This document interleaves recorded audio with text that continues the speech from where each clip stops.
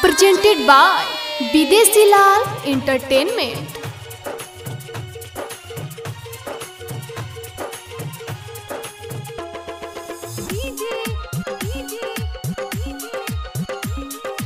विक्रम राजा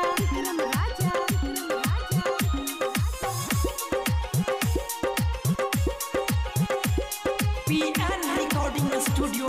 सिमराही। मन में रहे जैबै बाबा धाम ये सजनी, मन में रहे जैबै बजू धाम यो सजना, कांधे कामोर उठा के चलू बाबा धाम ये सजनी, कांधे कांवर उठा के चलू बजू धाम यो सजना, मन में रहे जैबै बाबा धाम ये सजनी, मन में रहे जैबै बजू धाम यो सजना, कांधे कामोर उठा के चलू बाबा धाम ये सजनी, कांधे कांवर उठा के चलू बजू धाम यो सजना। बोला बोला बाबा बासुकीनाथ की।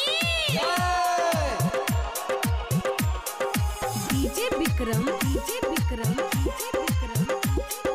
करैला चौक सुल्तानगंज में जाल भरबे कमर उठेबै ये, बोल बम के नारा लगबे त बाबा धाम जइबै ये, बोल बम के नारा लगबे त बाबा धाम जइबै ये, सुल्तानगंज में जल भरबै कांवर उठैबै यो, बोले बम के नारा लगबै बैजू धाम जइबै यो, बाबा भोला छै बड़ा महान ये सजनी, बाबा भोला करे छै कल्याण यो सजना, कांधे कामोर उठा के चलू बाबा धाम ये सजनी, कांधे कांवर उठा के चलू बैजू धाम यो सजना।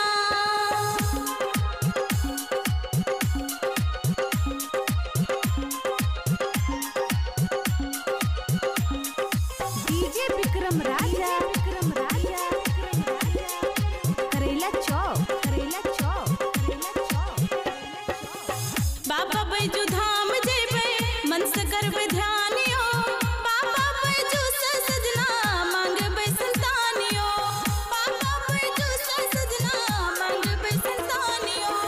बाबा बैजू धाम जेबे मन से करबै ध्यान ये, भोला बाबा से सजनी मंगबै संतान ये, भोला बाबा छै बड़ा महान यो सजना, बैजू बाबा करे कल्याण ये सजनी, कांधे कामोर उठा के चलू बाबा धाम ये सजनी, कांधे कांवर उठा के चलू बैजू धाम यो सजना। हर हर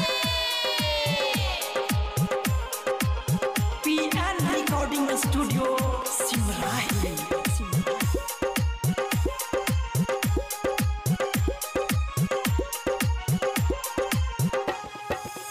भोला बाबा के सजनी जलवा चढ़ैबै ये,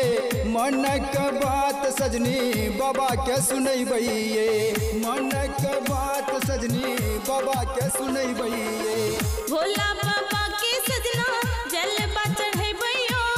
मन के बात सजना बाबा के सुनैबै यो,